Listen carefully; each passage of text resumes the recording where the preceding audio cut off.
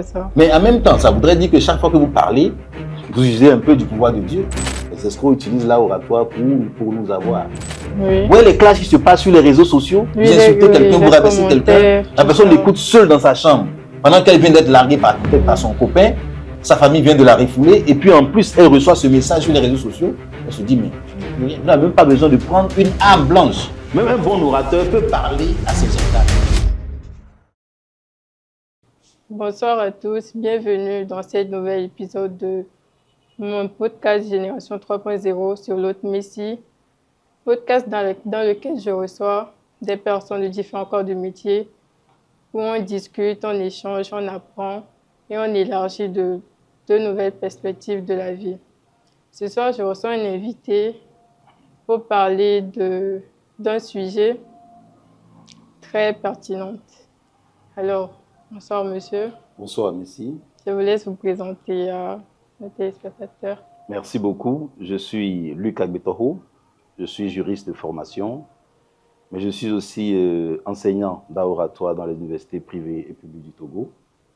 Je suis chef d'entreprise, je suis coach en développement personnel et professionnel, pour ne citer que cela pour l'instant. D'accord. Voilà. Et je me représente aussi. Moi, je suis Chao Messi, étudiante en 3e année à l'université privée ISDI, Institut supérieur de droit et d'interprétariat à Lomé.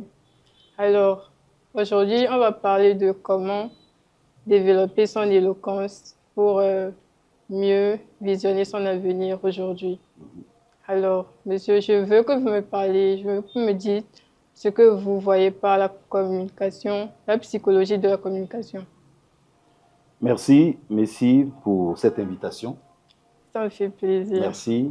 Génération 3.0, c'est bien ça. Oui. Voilà, merci beaucoup. Je pense que le thème ou la thématique que nous abordons est une thématique qui est transversale à tous les domaines et à toutes les générations, puisqu'il s'agit de la prise de parole, de l'éloquence. Oui. Et lorsque nous parlons d'éloquence, lorsque nous parlons de psychologie de la communication, nous parlons en réalité de tout le processus communicationnel qui fait en sorte qu'un message part d'un individu A à un individu B, et la manière dont ce message est perçu en fonction des émotions qui sont transmises et en fonction du profil de la personne qui vous écoute. Ok, parce que c'est nécessaire en fait de parler et de parler tout le temps, on doit se communiquer entre nous, quoi. Bien sûr, je pense que l'être humain est un être communicant et la communication ou la parole, c'est la libération de la pensée. Sans la parole, il serait difficile pour nous de nous faire comprendre et de nous faire entendre. Ok, merci pour cette introduction. Merci beaucoup. Maintenant, je vais partir sur des questions que j'ai préparées pour mieux développer ce thème. Bien sûr. D'accord. Alors, on commence par pourquoi l'éloquence est-elle essentielle? Alors, d'abord, communiquer est essentiel. Oui.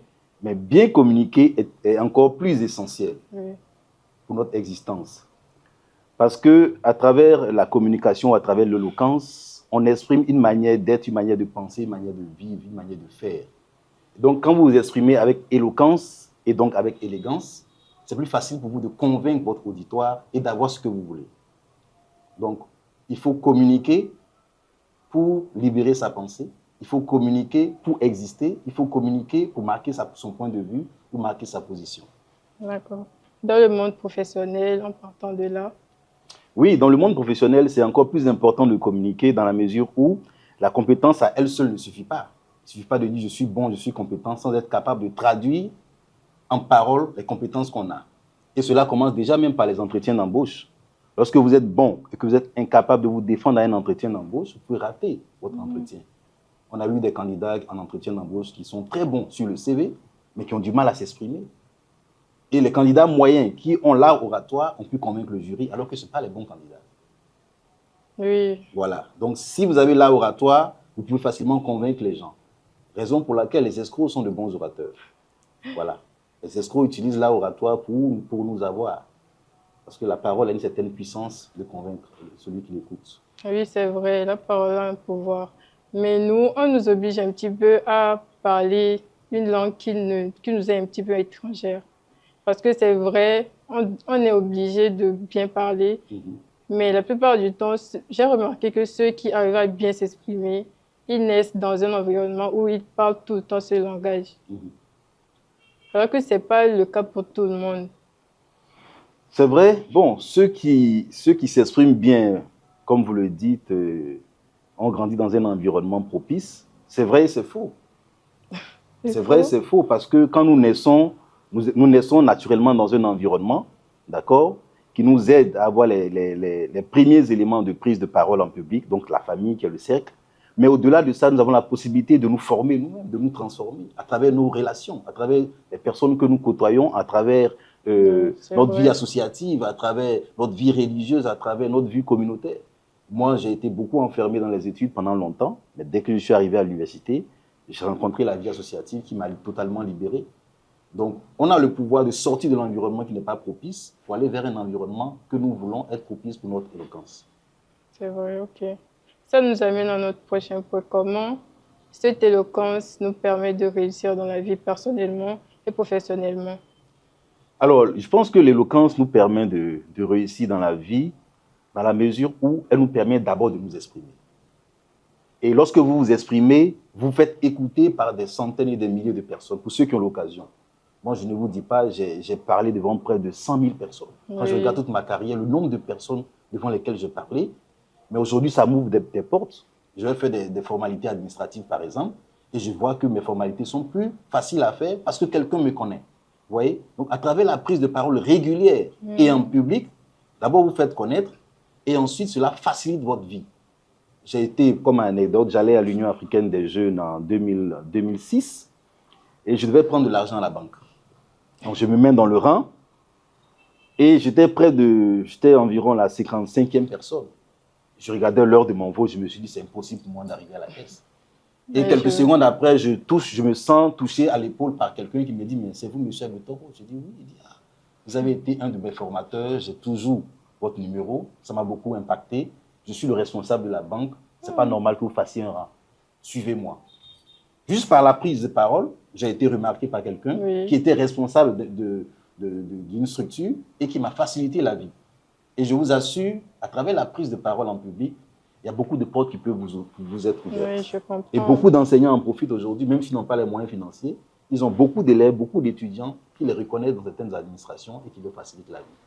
Oui, je vois tout à fait ce que vous dites. Je voudrais rebondir en disant que mon premier boulot, je l'ai obtenu au Palais des Congrès de Kara, lorsque je faisais un discours au Forum national de la jeunesse togolaise, le premier forum de la jeunesse togolaise devant tout le gouvernement togolais.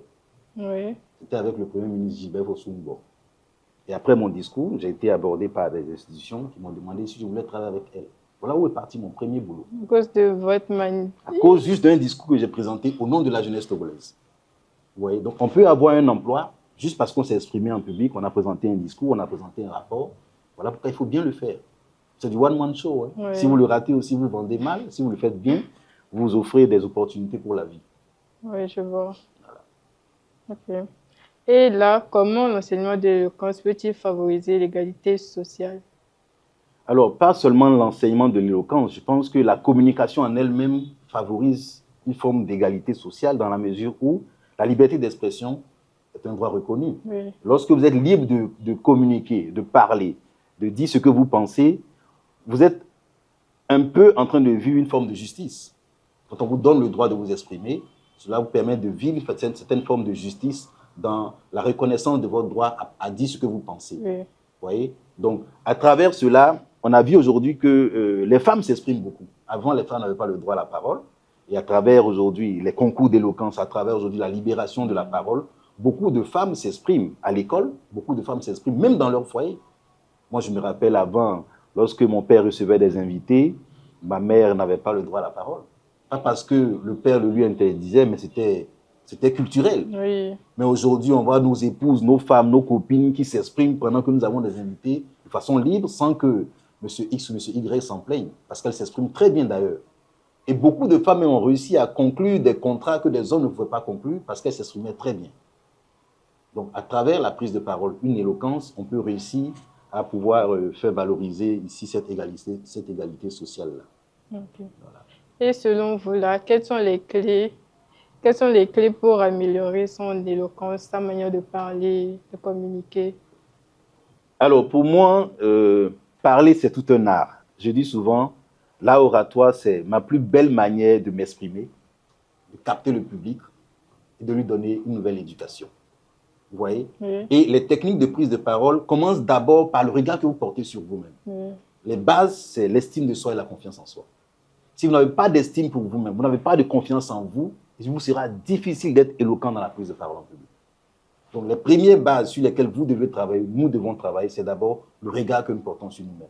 Si vous pensez que vous ne valez rien, justement parce que vous pensez que vous ne valez rien, vous ne valez rien. Oui. Parce que c'est vous qui avez choisi de n'avoir aucune valeur. Mais si vous vous dites que je suis bon, je suis intelligent, je suis un bon orateur, vous allez vous mettre à la hauteur de ce que vous pensez de vous. Donc, les premiers éléments sur lesquels il faut travailler pour moi, c'est d'abord son estime. Qu'est-ce que vous pensez de vous? Qu'est-ce que vous vous dites? Parce que vous avez beau suivre des coachs, vous avez beau suivre des enseignants, vous avez beau suivre des professeurs, quand vous rentrez à la maison, vous êtes seul avec vous-même. Oui. Et c'est ce que vous vous dites à vous qui prime sur votre vie. Donc, les premiers chemins dans la prise de parole, c'est d'abord le regard que vous portez sur vous. Ensuite, la confiance en soi. Et la confiance en soi, c'est quoi? C'est l'assurance que j'ai au fond de moi, les capacités pour faire face à une situation donnée. J'ai l'assurance que je peux faire un discours au nom de mon école. Oui. J'ai l'assurance que je peux faire un discours au nom de la famille. J'ai l'assurance que je peux parler au nom de mon église. Quand j'ai l'estime de moi et de la confiance en moi, il est plus facile pour moi de me libérer. Et vous allez voir, quand on prend la psychologie de certains pays, par exemple, on prend la psychologie ivoirienne, la psychologie togolaise, on voit que la capacité de communication est différente. Oui. Parce que les Ivoiriens sont totalement libérés de leur estime et de leur confiance en eux. Le Togolais doute beaucoup de sa personne alors qu'il est très bon. C'est vrai. Vous voyez, le Togolais est très intelligent, mais il doute beaucoup de lui. Donc, le jour où le Togolais aura confiance en lui, aura beaucoup d'estime pour lui-même, la parole sera totalement libérée. Ça me rappelle la première fois que j'ai suivi votre cours d'art oratoire à l'école. Je vous avais approché, vous avez dit, c'est comme ça que je vous voulais dans mon émission. Bien sûr. Et vous m'avez demandé en premier pourquoi je n'aime pas parler ou que je n'aime pas prendre la parole. Et je vous ai répondu la peur. Oui. Je vous ai répondu la peur. Oui. Ça m'a... J'ai répondu la peur à une question que vous m'avez posée, que pourquoi, qu'est-ce qui m'empêchait en fait de prendre parole et tout. Oui. Et j'ai dit c'était la peur. Et en général, c'est quelque chose que j'ai remarqué chez beaucoup de personnes. Il y a beaucoup de personnes que je vois parler, oser prendre la parole et tout, mais derrière, je remarque qu'il y a toujours ce petit stress, toujours derrière. Alors que devant, quand je les vois, je ne me dis pas forcément que, oh, ils sont stressés, ils ont peur de parler là, il y a la peur qui est en eux aussi et tout. Je vois. Effectivement, je pense que l'un des plus grands obstacles pour un orateur, en tout cas pour celui qui veut se lancer dans la prise de parole, c'est de vaincre sa peur. On revient toujours à la personnalité. Oui. On revient toujours à soi. Voilà pourquoi je disais que le début, c'est l'estime de soi et la confiance en soi. Si vous n'affrontez pas votre peur de parler en public, vous ne pourrez jamais parler en public. Cela ne veut pas dire que ceux qui parlent en public n'ont pas peur de parler en public. Ils savent très bien jouer leur jeu. Il m'arrive d'avoir peur de parler en public. Bon, il m'arrivait. Aujourd'hui, je ne prends pas la chose trop au sérieux. Vous voyez? C'est pour dire quoi, que ce qu'on appelle la glossophobie, la peur de parler en public, c'est une peur qui est naturelle. Parce qu'on se demande si on sera à la hauteur de cette prise de parole. Oui. On a peur du regard des autres, on a peur du jugement des autres, et on se dit, est-ce que ce sera la bonne? Mais la bonne nouvelle, c'est qu'il y a une différence entre le trac, la peur et le stress. Le trac, il survient à quelques secondes, à quelques minutes de votre intervention. Oui. Et la dimension de votre trac est fonction de l'importance que vous donnez à l'événement. Okay. Plus vous avez de trac, plus l'événement est très important pour vous. Le stress commence dès qu'on vous annonce que vous allez faire un discours dans une semaine, dans 2 semaines. Chaque fois que vous vous rappelez de ce discours que vous allez faire, le stress est là. Oui. Ouais, c'est comme une peur qui est permanente. Mais la peur de parler en public, elle est attachée à l'être humain lui-même. La peur est attachée à l'individu. Mais le stress, il vient parce que vous avez un événement à préparer. Et le trac, c'est à quelques secondes de votre intervention. La raison pour laquelle beaucoup d'orateurs ont le trac, mais juste après les premières prises de parole, le trac tombe. Et si la personne continue par trembler, ce n'est plus le trac. Ça, c'est le stress et la peur qui continuent. En fait, la vraie identité se révèle quelques secondes après la prise de parole. Donc, pour vaincre sa peur, il faut d'abord s'exercer. Comprendre, que la peur est une dimension qui est naturelle pour celui qui veut s'exprimer, parce que parler, c'est aller vers l'inconnu. Donc, quand je vais vers l'inconnu, je n'ai pas la même confiance. Ensuite, c'est de se dire, je peux vaincre ma peur en l'affrontant. Et affronter sa peur, c'est dans le quotidien. Je suis avec mes sœurs à la maison, je discute avec elles. Je suis avec des amis, je discute, j'ose parler en public. Je suis avec des amis, je rentre dans les débats. Je suis avec mes parents, je discute. Je suis devant mon miroir, je parle. Moi, pour animer mes conférences avant, je parlais seul devant mon miroir. Je parlais seul, à haute voix, comme si j'avais un public devant moi. Oui, moi j'ai essayé ça, mais non, ça ne marche pas. Mais ça va marcher avec le temps. Il y a le regard des gens aussi. Il y a toujours cette peur du regard des autres sur ce que je vais dire. La peur de faire des erreurs, par exemple. Le regard que les autres portent sur la personne devant qui parle, quoi. Bien sûr. Vous voyez, c'est lorsque vous vous intéressez trop à ce que pensent les autres que vous avez peur. Oui. Et l'estime de soi dont je parlais n'a plus... c'est l'art de se regarder soi-même, sans tenir compte du regard des autres. Si je me dis que je suis belle avant de sortir, quel que soit ce que les gens me disent dehors, j'ai déjà une idée, une image de moi. Mais si vous doutez de vous et qu'on vous dit dehors que vous n'êtes pas belle, vous allez croire. Oui. Vous voyez, si Go Michel, excusez-moi, se disait qu'il n'était pas assez grand de taille pour faire de la comédie au niveau régional ou international, il ne serait pas à ce stade. C'est-à-dire qu'il s'est tellement aimé, tellement apprécié qu'il vous a obligé à l'aimer. Oui. Il faut obliger les gens à vous accepter. C'est vrai. Donc, si vous ne vous aimez pas vous-même, comment les autres peuvent vous aimer? Si vous ne vous appréciez pas vous-même, comment les autres peuvent vous apprécier? Donc, l'orateur qui se dresse devant son public doit pouvoir être capable de parler sans avoir peur du regard, sans avoir peur du jugement. Parfois, il y a des personnes qui vous regardent sans penser à vous. Les gens vous regardent, ils vous fixent, mais la pensée est loin de vous. Ok, c'est vrai. Voilà pourquoi un philosophe disait, il dit qu'on ne regarde pas avec les yeux, on regarde avec l'esprit. Vous voyez, je peux vous regarder sans vous voir, parce que mon corps vous regarde, mes yeux vous regardent, mais mon esprit est totalement à la maison. Donc, il faut éviter de se demander ce que les autres pensent de vous. Vous voyez? Ceux qui ont une grosse tête, ceux qui ont un gros ventre, ceux qui ont un petit pied, ceux qui estiment qu'ils n'ont pas un beau teint, penseront toujours que le public regarde leur teint ou leurs défauts. Alors que le public n'a pas que ça à faire. Le public est venu pour vous servir, pour vous écouter, et le public vous prend en estime et en admiration parce que c'est vous qui avez la parole. Oui.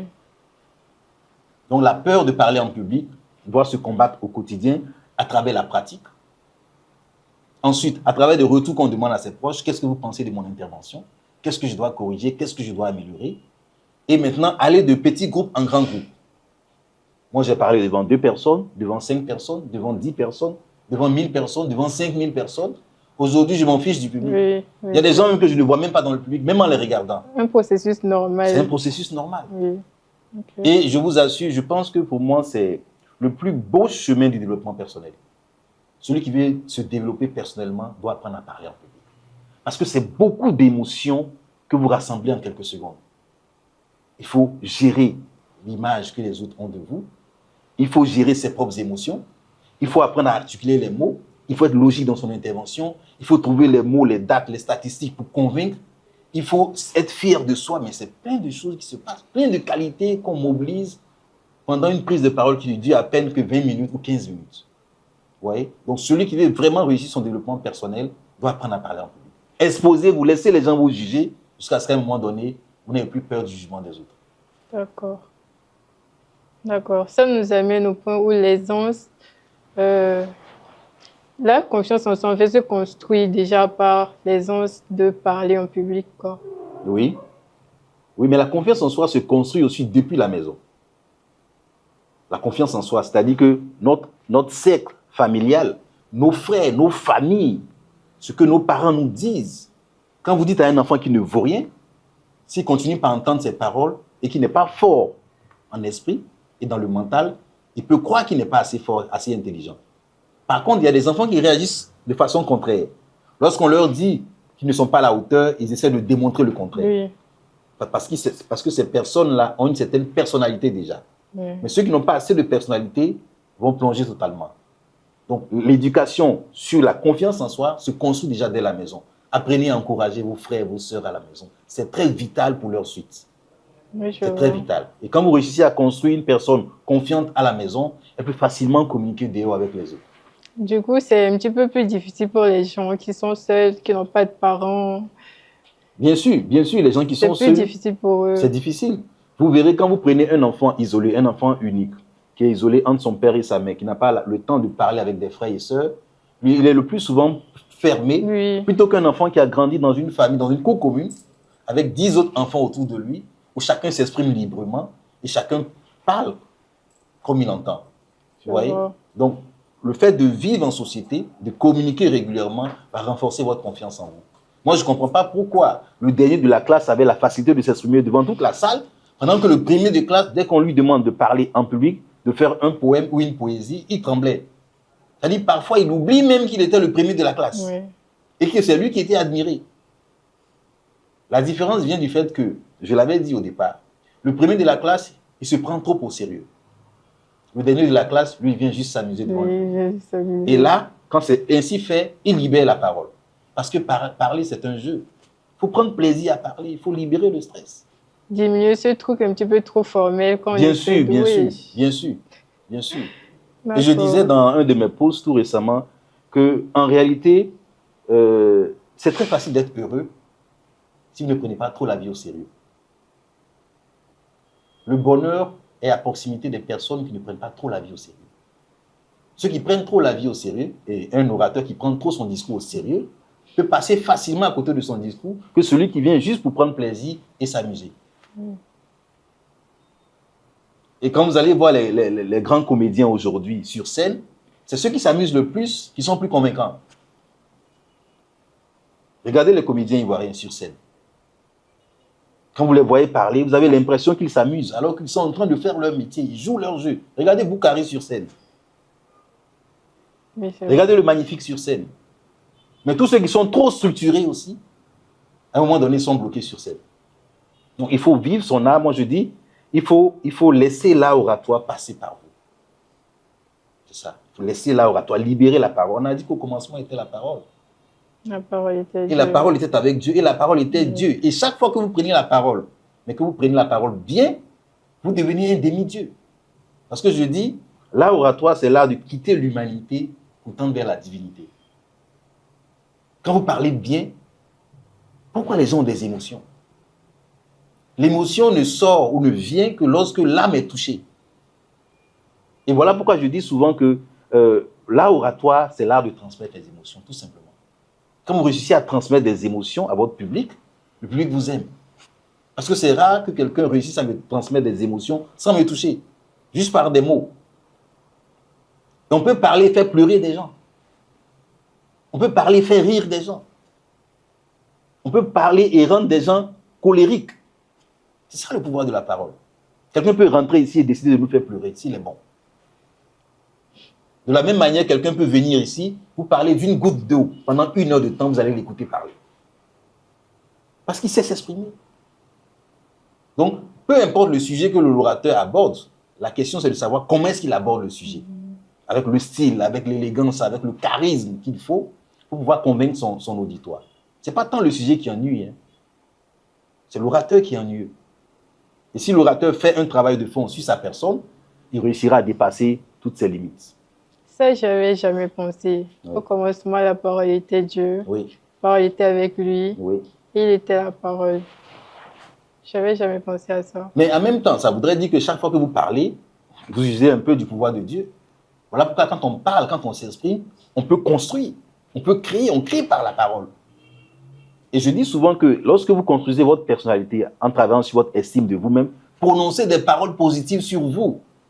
Chaque matin. Chaque matin, prononcez des paroles positives. Avant de sortir du bureau, prononcez des paroles positives. Et vous allez voir que quand vous le faites, vous êtes différent. Si avant de sortir d'ici, vous avez un problème, vous dites, ce problème, je vais l'affronter. Quel que soit le prix à payer, je vais le faire. Quand vous sortez d'ici, vous n'êtes pas la même Messie. La Messie qui avait peur de sortir pour que son propriétaire la voie, là, elle n'a plus peur. Elle va même prendre son téléphone, appeler son propriétaire. Oser l'appeler pour s'excuser. Donc, c'est important de se dire des paroles positives. C'est important de se construire. Je dis souvent, même un bon orateur peut parler à ses organes. Parlez parfois même à votre intelligence. Parlez à votre cœur. Dites à votre cœur, ne me lâche pas, j'ai besoin de toi. Dites à votre voiture, j'ai besoin de toi jusqu'à la maison. Si tu veux tomber en panne, ce n'est pas ici. Peut-être à la maison, oui, mais pas en chemin. Le premier cours de philosophie que j'ai suivi m'avait beaucoup impressionné parce que dès que mon professeur de philosophie rentre en salle, il cogne une poubelle qui était devant l'entrée. Et quand il cogne la poubelle, il s'excuse. On a éclaté de rire en se demandant, mais c'est quel fou qu'on nous a mené.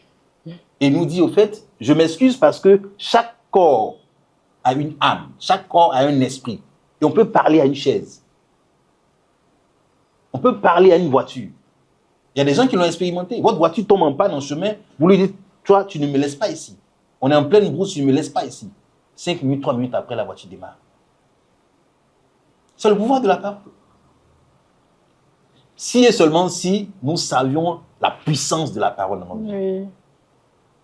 Voilà pourquoi ce n'est pas demander aux parents de maudire leurs enfants. Parce que les parents ont une forme de droit de vie sur leurs enfants. Oui, oui. Quand la parole est sortie pour détruire, si l'enfant n'est pas fort spirituellement, il peut recevoir cela négativement. Vous voyez? Donc ne jouons pas avec la parole. Et moi, j'ai découvert que mon simple nom signifie la parole de l'homme. Agbetoko. Oui. Et moi, c'est mon père qui me l'a C'est en révélé. quelle langue? Bon, il paraît que nos ancêtres sont béninois. Nos ancêtres, nos arrière sont béninois. Mais tout tourne autour de la parole. D'accord. Vous voyez? Donc, chaque fois que vous allez parler en public, ou parler avec votre soeur, avec vos amis, avec vos frères, posez-vous la question de savoir quelle est l'énergie que je transmets à travers ce que je dis. Est-ce une énergie positive ou une énergie négative? On peut obliger quelqu'un à se suicider. Oui. Vous voyez les clashs qui se passent sur les réseaux sociaux? Oui, Vous insultez quelqu'un, les vous rabaissez quelqu'un, commentaires, la tout personne ça. l'écoute seule dans sa chambre. Pendant qu'elle vient d'être larguée peut-être par son copain, sa famille vient de la refouler, et puis en plus, elle reçoit ce message sur les réseaux sociaux. Elle se dit, mais je n'ai plus rien. Vous n'avez même pas besoin de prendre une arme blanche. Voilà pourquoi un auteur disait que les mots sont des pistolets chargés. Si l'homme parle, il tire. Oui. Il peut se taire. Mais puisqu'il a choisi de tirer, il faut que ce soit en homme, en visant des cibles, et non comme un gamin pour le simple plaisir d'entendre des détonations. Chaque fois que vous parlez, vous tirez. La question, c'est de savoir si c'est à balles réelles ou à balles blanches. Parce que vous pouvez tuer quelqu'un. Vous voyez tout le pouvoir de la parole? Oui, je vois. Ok. Maintenant, on va parler de quels sont les défis rencontrés lors de la prise de parole et comment on peut faire pour les surmonter. Je sais que vous avez déjà fait un petit peu mention de ça, Bien sûr. mais essayez d'un petit peu plus nous développer. Alors, le premier défi qu'un orateur puisse rencontrer dans la prise de parole, c'est d'abord un défi qui est lié À lui-même. Sa personnalité. Je reviens toujours à ça. Oui. Ok. Est-ce qu'il pense qu'il peut faire le travail pour lequel on l'appelle? Vous voyez, ce qui est beau dans la vie, c'est que les gens vous aiment, les gens vous apprécient, mais vous-même, vous vous détestez. Les gens sont fiers de ce que vous avez comme compétence, même vous-même, vous ne croyez pas en vous. Regardez le nombre de personnes qui vous admirent. Si et seulement si ces personnes savaient tout le doute qui existe en vous, n'allaient pas vous admirer. Vous voyez? Donc le premier travail, c'est d'abord sur soi. Avoir une pensée positive sur soi, ce qui va vous ouvrir maintenant au monde et aux autres. Et la deuxième étape, c'est de maîtriser le sujet. Moi, je ne vais pas parler de certains sujets que je ne maîtrise pas. Oui. Parce qu'il faut être crédible dans la prise de parole.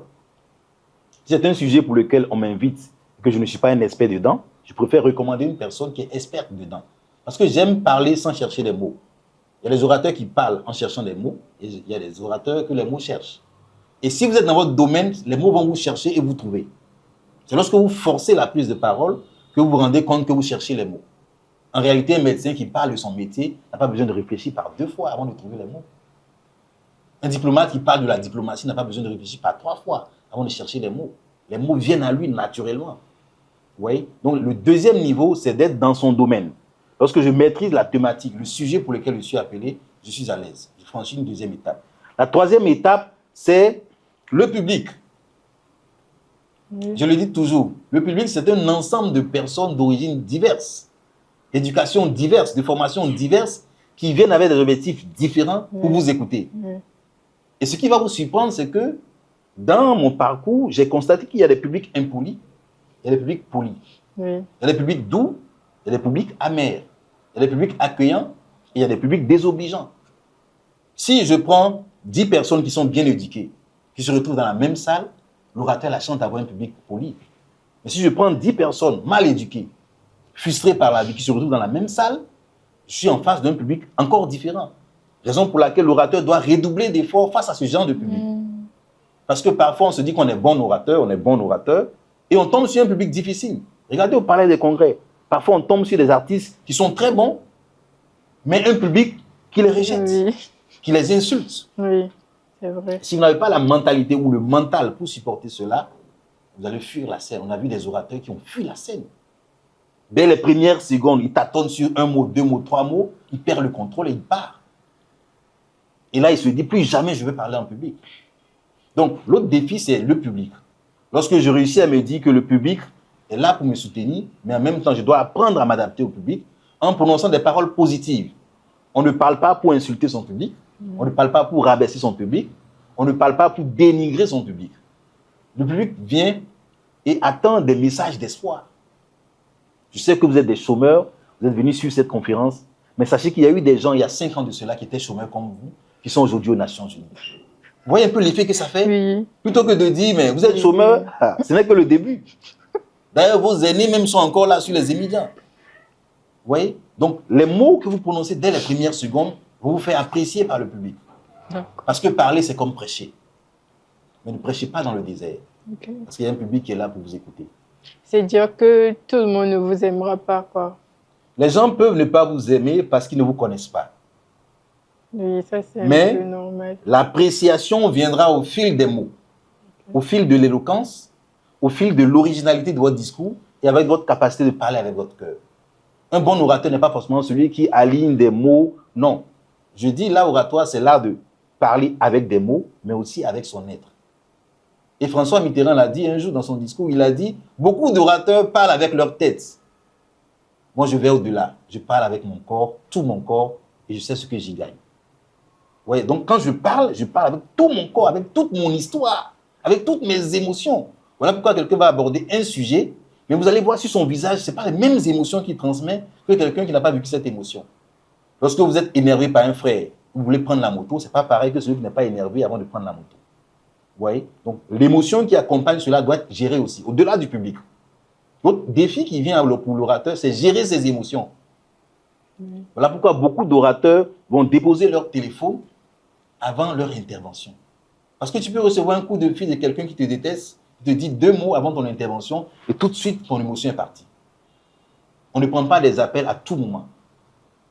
Avant une intervention qui est capitale pour vous, vous remettez votre téléphone à quelqu'un qui peut gérer les appels. Okay. Vous voyez? Et ce que je demande aussi souvent, c'est, avant votre intervention, appelez les gens que vous aimez. Si vous avez un fiancé, vous avez un chéri, vous avez un pasteur, vous avez un petit frère, une petite soeur que vous aimez bien, appelez-la.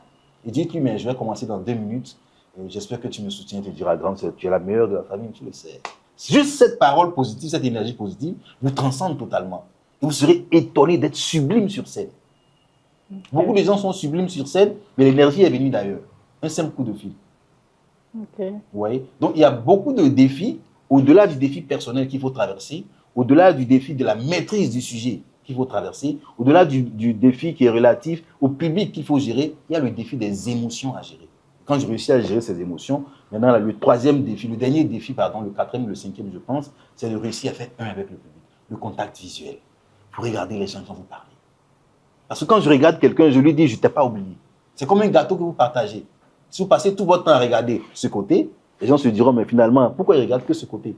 Donc, je regarde ceux qui m'écoutent, je les regarde dans les yeux parfois, mais je choisis quelqu'un que je fixe pendant longtemps. Il ne va jamais oublier votre regard. En disant, mon frère, tu sais, le succès te viendra. Toi, je sais que Dieu a prévu quelque chose de plus grand dans ta vie. Ils sont 1000, mais je choisis quelqu'un seul à qui je m'adresse, il ne va jamais l'oublier. Et parfois, ce message est destiné à lui seul. Le regard. Parfois, ce message que vous venez de prononcer, la phrase que vous venez de prononcer, est destinée à cette personne qui vous fixe. C'était peut-être sa prière avant de sortir de la maison le matin. Se poser la question de savoir quel sera mon avenir. Et voilà un message direct que vous venez de lui balancer. Vous voyez? Voilà pourquoi parler, c'est libérer son corps, libérer son cœur. Et si vous parlez avec votre cœur, qu'est-ce qui va se passer? Vous allez recevoir des révélations de la nature, même des révélations de Dieu. Il y a des phrases qui vont sortir de vous, et vous savez que ça ne vient pas de vous. Il m'arrive parfois de dire des choses, après je me dis, mais je n'ai jamais eu cette phrase. Comment ça m'est venu?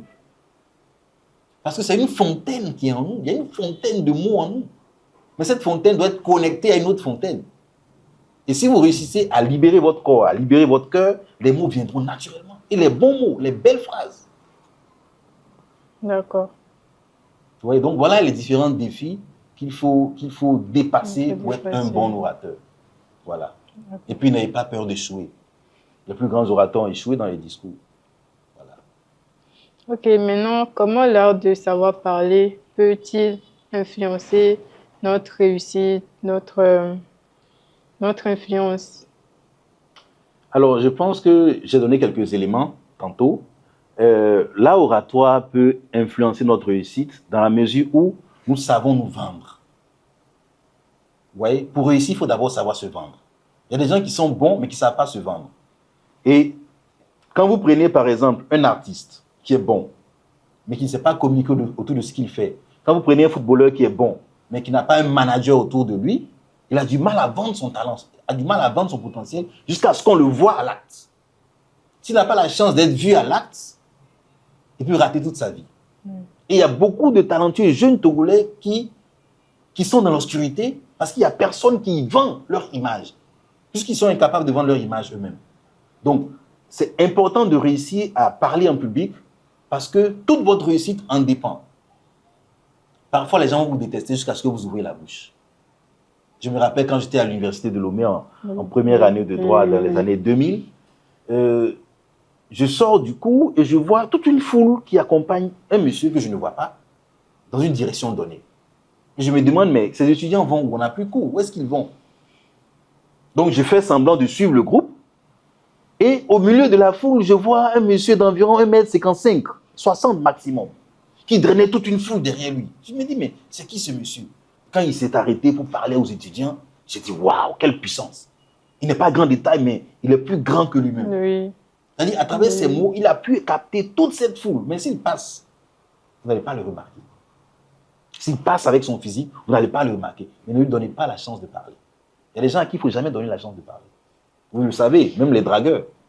Il y a des dragueurs à qui il ne faut jamais donner la chance de vous parler. Si vous leur donnez la chance de vous parler, vous allez tellement aimer que vous allez leur donner un pot aujourd'hui. Il dit, bien écoute, on va prendre un pot. Alors que vous n'avez pas l'intention d'accepter. Il y a des gens qui savent s'exprimer. Et quand vous exprimez bien, en public, vous pouvez facilement vous défendre. Un conflit en circulation avec un zémidjan, un usager de la route, si vous savez bien vous défendre, vous en sortez bien. On a vu des avocats qui ont pu défendre des dossiers, pas parce que le client était chose, n'était pas coupable. C'est parce que l'orateur était bon. Le juge a été convaincu, mais les faits sont là. C'est le tueur. Vous voyez? Donc, c'est important. Prendre la parole, c'est bon, mais bien prendre la parole peut sauver toute une vie. Sur le plan professionnel et même sur le plan personnel. On a même vu des couples qui ont été sauvés parce que la dame ou le monsieur a su utiliser les bons mots. La dame dit, je divorce. Il dit, mais chérie, si tu pars, qu'est-ce que je deviens? Depuis que je t'ai connu, voilà ce que je suis devenu. Regarde ce que tu as fait dans ma vie. Si je t'ai fait du mal, pardonne-moi. Mais le même peut aussi dire d'autres mots qui vont renforcer le divorce ou le besoin de divorce. Vous voyez?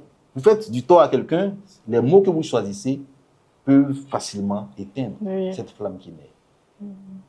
C'est ça la beauté de la parole. Avec la parole, on peut tout faire. On peut jouer avec la parole. On peut faire rire, on peut faire pleurer, on peut faire danser. C'est trop beau. Voilà pourquoi nous recommandons beaucoup à ces jeunes qui estiment qu'ils sont talentueux d'apprendre à s'exprimer. Parler en public, ce n'est pas un art qui est réservé qu'aux enseignants, qu'aux avocats, qu'aux magistrats. Parler en public, c'est pour tout le monde. Même vos enfants à la maison doivent apprendre à s'exprimer. C'est ça. Votre chérie doit apprendre à s'exprimer pour vous défendre un jour en public. D'accord. Ah oui. Ah oui. Votre DG doit apprendre à s'exprimer pour défendre un projet devant les partenaires financiers. Un entrepreneur doit apprendre à s'exprimer pour défendre son business devant les banquiers. C'est ça. Donc c'est une notion qui a une dimension transversale à tous les domaines de la vie. Même si on parle bien, on peut séduire Dieu. Dieu aussi aime les belles paroles. Quand vous parlez bien, vous priez bien, vous sentez que vous avez bien prié. Il y a des moments où vous cherchez des mots pour prier, même ça ne vient pas. Il y a des jours quand vous finissez de prier, vous savez que la communication a été fluide.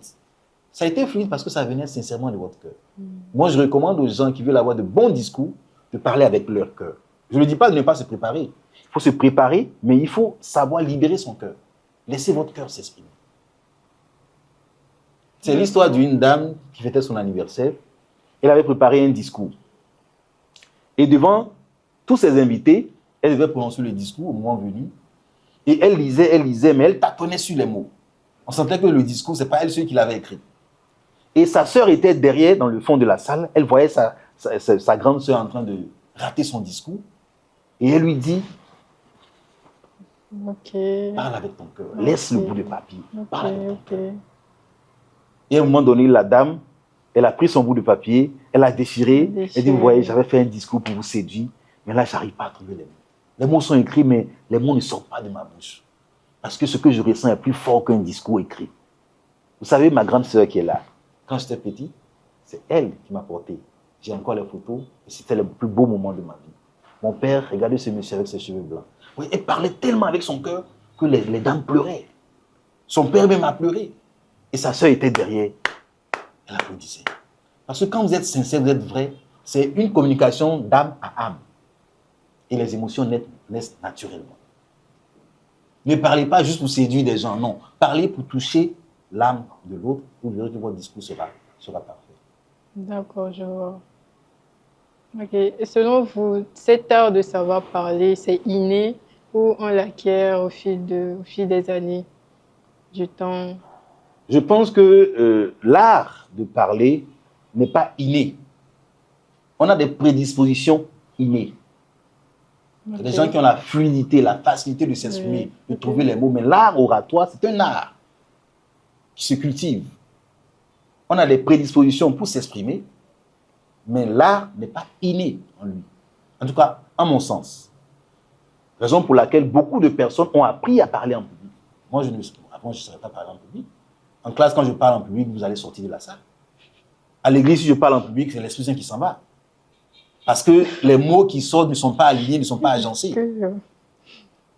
Et en réalité, l'histoire que je vous racontais par rapport à un étudiant qui parle en classe, un élève qui parle en classe et qui était incapable, c'était mon histoire. Ah, c'était vous le premier de la classe. J'étais premier de la classe, mais si vous me donnez le micro, vous êtes déçus. Parce que je n'avais aucune personnalité. Ce n'était pas beau à voir du tout. Et ce qui était surprenant, c'est que toute la classe était étonnée de voir le premier de la classe qui était incapable de parler, de faire un poème, de faire une poésie, alors que le dernier était excellent. Voilà pourquoi je reviens sur l'estime de soi. En fait, le regard que je portais sur moi était un regard différent de celui que j'étais vraiment. Si vous n'avez pas le bon regard sur votre personne, vous serez totalement différent de la personne que vous êtes. Voilà pourquoi je dis que la plus belle citation que la philosophie ait connue, c'est le « connais-toi toi-même » de Socrate. Il dit « connais-toi toi-même et tu apprendras à connaître l'univers et les dieux ». J'apprends à me connaître et quand je me connais, je peux aller découvrir le monde entier. Mais on ne se connaît pas et on est toujours en train de juger les autres. Alors que nous-mêmes, on n'a pas encore fait le chemin vers nous. Une fois que vous vous connaissez, la parole est totalement libérée. Parce que vous connaissez vos défis, vos défauts, vos qualités, et tout ce qui peut être un handicap à votre succès. Avant, moi, je pensais que c'était inné. Parce que la manière dont certaines personnes, quand je les voyais s'exprimer aussi facilement, je pensais que c'était vraiment inné. Je raconte aussi une anecdote. Quand j'étais au collège, il y avait une petite fille qui était en primaire. Mais elle parlait tellement bien le français que nous, à un moment donné, on était là, on se demandait si elle revenait de l'étranger ou quoi que ce soit. Mais non. C'est après des recherches, on a vu que c'est sa mère qui lui parlait français depuis son bas âge. Voilà. Elle s'exprimait tellement mieux que nous au collège. On était trop étonnés. C'est ça. Et c'était tellement beau à voir. On essayait avant, à l'école, au primaire, collège. Il y avait un collier qu'on mettait au cou. On essayait de se faire des petits jeux entre nous, parler français. Si tu ne parles pas bien, on te met le signal au cou. On a essayé, c'est vrai, on essayait ça, mais ça ne marchait jamais. Même à l'université aujourd'hui, on a du mal à parler français jusqu'au bout. Pas qu'à l'université, mais même dans les administrations. Même dans les administrations, ça existe. Dans les banques, ça existe. Il y a des personnes qui ont du mal à s'exprimer en français de façon fluide et pendant 5 minutes. Mais c'est une question d'éducation. C'est une question de pratique. Si vous ne pratiquez pas régulièrement, vous allez vous retrouver dans cette situation sans le vouloir.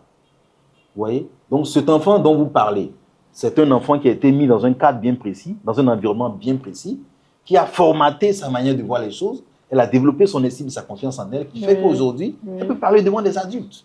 En fait, elle ne vous voit même pas comme des adultes, hein. Elle vous voit comme ses semblables. C'est triste. C'est ça. Donc, c'est vraiment un art qu'il faut cultiver. Aujourd'hui, l'orateur le plus comment on appelle, le plus nul, peut se révéler être le plus grand orateur du Togo dans 5 ans. Okay, on a eu des orateurs, nous accompagnons des orateurs sur plusieurs concours de prise de parole en public. Le dernier a eu lieu le samedi dernier. Mais quand vous voyez les candidats s'exprimer, vous dites c'est fou. Il y a tellement de bons orateurs au Togo, tellement de bons jeunes aujourd'hui qui ont été formatés par une formation. Voilà pourquoi nous insistons. Venez vous former. Formez-vous dans la prise de parole en public. Ça peut changer votre vie. Oui, c'est vrai, mais souvent aussi, on n'est pas informé de là où on peut se former. Mais nous sommes là, c'est notre métier. Nous sommes des coachs en art oratoire, nous sommes des coachs en prise de parole en public. Et je ne suis pas le seul au Togo, il y en a beaucoup. Il y en a qui sont bien mieux, qui sont bien organisés, qui sont bien structurés et qui peuvent vous aider à vous développer, à vous améliorer. Mais je dis, n'arrêtez pas de vous former, surtout la prise de parole en public. Que vous soyez photographe, vidéaste, que vous soyez menuisier, mécanicien, que vous soyez vendeuse d'aliments, tôt ou tard, vous parlerez en public. Tôt ou tard, vous parlerez en public. On a vu des orateurs qui ont été surpris.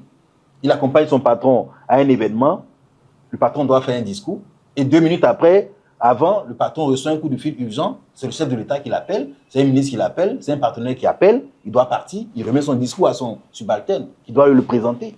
Il n'était pas préparé, ce n'était pas prévu, mais il doit le faire. Oui. Le lien de subordination l'oblige. Gare à toi, tout le monde te regarde. En plus, s'il y a les médias, tu es foutu. Parce que les médias adorent ces images. On voit un directeur commercial qui parle et qui tremble, on adore ça. Donc faites très attention. Si vous ne faites pas attention et vous ne vous formez pas très tôt aujourd'hui, mais demain, vous serez en face d'une situation qui va vous humilier. Alors que les gens vous appréciaient avant votre talent, on a découvert que vous avez un défaut qui est waouh. Voilà. Qui est waouh? Oui, le défaut est waouh parce qu'il est flagrant. Il est flagrant. Il est mieux de prendre la vie par vous-même pour aller dans votre direction plutôt que de laisser la vie vous traîner. Et ceux qui ne se forment pas maintenant vont payer le prix cher demain.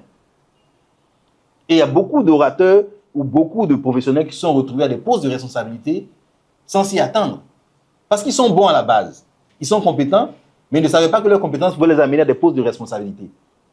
Et arriver à ces postes de responsabilité, ils doivent démontrer leur leadership. Ils doivent pouvoir parler en public, diriger des réunions. Et là, ils n'ont pas de personnalité.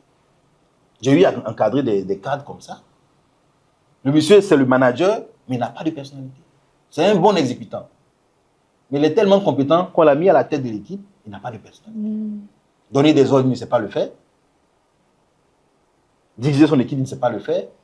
Contredire, il ne sait pas le faire. Et là, il va tomber en quoi? En désaveu devant les autres. Et vous allez voir, c'est un autre collaborateur qui risque de prendre le leadership, naturellement. Donc c'est important de se former. Qu'on soit élève, qu'on soit étudiant, qu'on soit professionnel, qu'on soit pasteur, tout le monde doit se former. Et ça urge. D'accord. Et on va partir sur la dernière question, la place de l'art oratoire dans l'éducation contemporaine. Je pense que l'art oratoire a eu toujours une place, pas seulement dans le contemporain. Depuis la nuit des temps, en parlant de l'histoire de Démosthène, hein, le plus grand orateur de l'Antiquité grecque, quand vous regardez son histoire, c'est quelqu'un qui avait été pendant longtemps pourchassé parce que ses discours effrayaient les grands rois. On l'appelait même un bataillon de soldats dans l'Antiquité grecque. C'est quelqu'un qui parlait dans l'agora pour défendre les causes des personnes opprimées, qui éduquait par la prise de parole. Les plus grands orateurs, les plus grands princes, les plus grands rois avaient peur de lui parce qu'il avait un pouvoir qu'ils n'avaient pas. Eux, ils avaient des couronnes, lui, il avait juste que son art oratoire. Et avec tous ses disciples, pendant longtemps, ils ont été pourchassés. On a même failli les tuer. Et lui, pour éviter d'être pris, parce que quand on les prend, qu'est-ce qu'on fait? On leur coupait juste leur langue. Parce que c'était ça, c'est leur pouvoir. Quand on les prenait, on leur coupait juste leur langue. Et on les lâchait. Et lui, pour éviter qu'on lui arrache tout son pouvoir, il a pris un poison qui était caché dans son écritoire, dans son stylo. Parce que c'est le sort qu'on réservait à tous ceux qui parlaient bien. Okay. Parce qu'ils pouvaient lever tout le peuple, toute la population contre les gouvernants. Vous voyez, donc dans l'Antiquité, l'oratoire a toujours existé. Et même dans le côté éducationnel, ça a toujours servi. Et aujourd'hui, puisqu'hier, c'est urgent de savoir parler parce que les réseaux sociaux prennent le devant. Trop de divertissement. Les jeunes n'apprennent plus à s'exprimer. On a des langages qui sont bizarres sur les réseaux sociaux. Et ce qui est intéressant, c'est ce que les gens aiment. Beaucoup de likes, beaucoup de vues. Et ceux qui font des choses sérieuses, qui parlent trop intellectuellement, ne sont pas écoutés, ne sont pas appréciés. Et vous allez voir, la bêtise commence à prendre le dessus. Parce que le monde entier est stressé. On a juste envie de s'amuser, de se lâcher. Donc tous ceux qui sont trop sérieux vont commencer à aller en back-office. Et ceux qui sont moins sérieux, qui peuvent amuser dans la galerie, vont arriver en front-office. Vous voyez? Donc, en matière d'éducation, je pense que c'est plus qu'important aujourd'hui de faire en sorte que la prise de parole soit enseignée dans nos écoles. Dès le primaire, il faut enseigner cela aux enfants. On le fait, mais sans le dire. On parle de poésie, on parle de poèmes, on parle d'exposés, c'est vrai, mais on doit dire aux enfants, dire aux jeunes, que c'est une discipline qui s'impose. Nous n'avons pas appris à parler en public à l'école. C'est dans la vie associative que nous l'avons fait. Raison pour laquelle j'insiste. Étudiants et élèves, vous devez compléter votre formation dans la vie associative. Ne restez pas trop cambrés sur que les études. Moi, j'ai fait le droit, mais j'ai fait beaucoup d'associations à l'université. Et c'est cette association, ce sont ces associations qui m'ont aidé à beaucoup voyager, à faire des conférences un peu partout. Et je me suis rendu compte que l'éducation que j'ai reçue de façon classique, il ne faut pas me donner toutes ces opportunités-là. La plupart des voyages que j'ai faits sont des voyages qui m'ont été offerts par la vie associative. Donc, je voudrais insister sur le besoin de se former au-delà de l'école. Devenir président d'association, devenir major de classe, devenir major de promotion, devenir président de chorale, apprenez à parler devant les gens, dirigez. Faites-vous insulter un peu, c'est beau. On se fait insulter, on se corrige, on se fait ramasser, on se corrige, on va à des élections associatives, on perd les élections, on revient. Vous allez voir, vous allez devenir magnifique demain. Vous allez devenir magnifique demain. Mais il faut oser. Apprendre à développer sa personnalité. Il faut développer sa personnalité. Même à l'église aussi. Hein. Lire à l'église, prendre des tests, lire. Dans les groupes de jeunes, aller se présenter. C'est ça.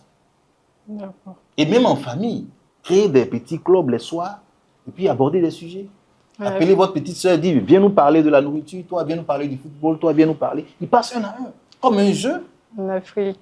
Oui, en Afrique, c'est possible. C'est possible. Créez votre cercle en dehors des parents. Vous voyez, souvent, on veut toujours que ce soit les parents qui prennent l'initiative. Entre frères et sœurs, vous vous enfermez dans une chambre une fois par semaine, vous abordez des sujets, vous discutez. Et je pense que c'est vous qui avez la responsabilité d'accompagner vos petits frères aujourd'hui.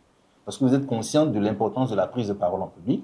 Donc, il faut commencer par leur donner aussi ce témoin à la fin qui puisse réellement réussir à s'imposer dans la société. Ok. C'est-à-dire que si on commence maintenant par faire ça, ils vont s'éloigner. Comme par exemple, quand on essaie de nous apprendre l'anglais à l'école, la manière dont on fuyait, j'ai l'impression que si on veut commencer ça, c'est comme ça ils vont fuir le fait d'apprendre à s'exprimer aussi. Je pense qu'il faudrait une dimension ludique. Toute éducation n'est pas facile. Mais dès qu'elle atteint une certaine dimension ludique, lorsqu'on s'amuse en apprenant, l'enfant apprend très vite. C'est ça. Donc, il faut mettre une dimension ludique dans l'art de former vos enfants à la maison. Si vous avez des frères et des sœurs que vous voulez entraîner dans l'art oratoire, faites cela comme un jeu. Ne soyez pas trop formel. Okay. Vous voyez? Créez un petit cadre d'échange, riez un peu, ne rabaissez pas trop, applaudissez. Même quand il fait des erreurs, applaudissez, ainsi de suite. Vous allez voir. Moi, j'ai eu des neveux qui sont venus en vacances chez moi et ils montaient dans le fauteuil. Hein. Allez, toi, c'est à ton tour, monte dans le fauteuil. Dis-nous quelque chose. Il monte, il fait de grands gestes, on applaudit, même s'il ne dit rien de bon. Il faut l'applaudir. Et après, quand il revient, il est encore plus dégagé. Vous voyez? Donc là, oratoire, c'est la dimension la plus belle, je pense, du cadeau que Dieu a fait à l'homme. Parce que c'est à travers la prise de parole, c'est à travers la parole que l'homme communique avec Dieu. Vous voyez? Et chaque fois que vous n'avez pas la chance de vous exprimer, parce que vous avez peur de parler en public, vous ratez quelque chose de magnifique. En classe, vous ratez quelque chose de magnifique. En réunion de famille, vous ratez quelque chose de magnifique. Il faut arracher sa position en société. Il faut s'imposer par la parole. Même si vous n'avez rien dans la poche, vous n'avez rien dans la tête, et au moins les mots. Les mots peuvent vous sauver la vie. Ok. Voilà. Ok. Un dernier conseil que vous aurez à donner à l'endroit des jeunes, à la prochaine génération, ma génération 3.0 par exemple. Alors, pour la génération 3.0 et toutes celles qui vont suivre, le conseil que je vais donner, c'est de croire en vous. On n'a qu'une vie. Ne donnez pas la chance aux autres de vous faire penser que vous ne valez rien. Une fois que vous croyez en vous, vous avez la première clé de la réussite. Une fois que vous croyez en vous, vous avez la première clé de la réussite. Ensuite, le reste viendra naturellement avec votre foi en vous, votre confiance en vous, votre estime pour vous-même. Donc, le seul conseil, le plus grand conseil que je puisse donner à la génération 3.0 et au-delà, c'est de vous battre pour découvrir qui vous êtes. Vous serez surpris de voir que vous avez de belles choses à donner à l'humanité avant de partir. On a tous quelque chose à donner à l'humanité. La question, c'est de savoir quelle est cette chose qu'on doit donner avant de partir. Voilà. Donc, voilà le conseil que je vous dois donner. Trouvez d'abord qui vous êtes et ensuite libérez votre potentiel. D'accord. Je crois qu'on est arrivé à la fin de ce podcast. Qu'est-ce que vous avez pensé de la discussion, de l'échange, du sujet? Merci. D'abord, je trouve le cadre très agréable, avec une équipe assez cool, dynamique, et puis professionnelle aussi, très inspirée. Et au-delà de ça, je pense que c'est un très bon boulot que vous faites. Vous ne pouvez pas imaginer l'impact de vos vidéos. Vous ne pouvez pas imaginer. Le travail que vous faites ici peut changer des vies derrière des écrans. Donc, prenez à cœur ce que vous faites, parce que c'est la seule chose qui vous permet aujourd'hui, à travers ce que vous faites, de vous distinguer. Oui. Vous voyez, il y a des gens qui vont passer par des moments difficiles, qui vont juste tomber sur une de vos vidéos, qui vont se dire, mais tiens, j'ai suivi le podcast Génération 3.0, ça a changé ma journée, ça a changé ma vie. J'étais triste, j'étais malheureuse, mais aujourd'hui, j'ai trouvé mon chemin. Moi, parfois, je finis de faire des conférences et des gens vous disent, mais vous venez de sauver ma vie. Je dis, mais comment? Je dis, vous avez dit quelque chose là qui m'est destiné à moi. Je dis, c'est quoi? Il dit, non, monsieur, je ne vous dirai pas, mais c'était mon message à moi. Il y a une ministre qui m'a dit, lors d'une formation, qui me l'a dit, monsieur, vous m'avez ressuscité. J'ai dit, mais comment c'est possible? C'est Jésus seul qui a pu le faire. Il dit, non, j'étais dans un trou. Mais les paroles que vous avez prononcées m'ont sorti de mon trou. Vous voyez? Donc, continuez par faire votre travail, restez professionnel, et je vous assure, ça paye toujours. Amen. Et je dis, pour se faire remarquer, il faut se démarquer. Démarquez-vous par vos vidéos, démarquez-vous par vos initiatives, et puis rencontrez beaucoup d'autres intervenants qui vont enrichir vos comment on appelle, vos podcasts, et puis je pense que ça va donner beaucoup. Mais en tout cas, moi, je reste disponible. Si vous avez d'autres thématiques sur lesquelles je peux intervenir, il n'y a pas de souci. Il n'y a pas de souci. C'est le peu que je puisse faire aussi pour soutenir votre initiative. Ça me touche beaucoup. Merci beaucoup. Et ce que vous avez dit, ça me permet beaucoup de développer ma personnalité. Oui. C'est ça qui m'a poussée à déjà vouloir rentrer dans ce truc de développer mon oratoire. Et je vous ai rencontré la première fois. Donc voilà, on est arrivé à la fin de cet épisode. À la prochaine. Abonnez-vous, partagez et commentez. Ça me ferait beaucoup plaisir. Merci. Merci.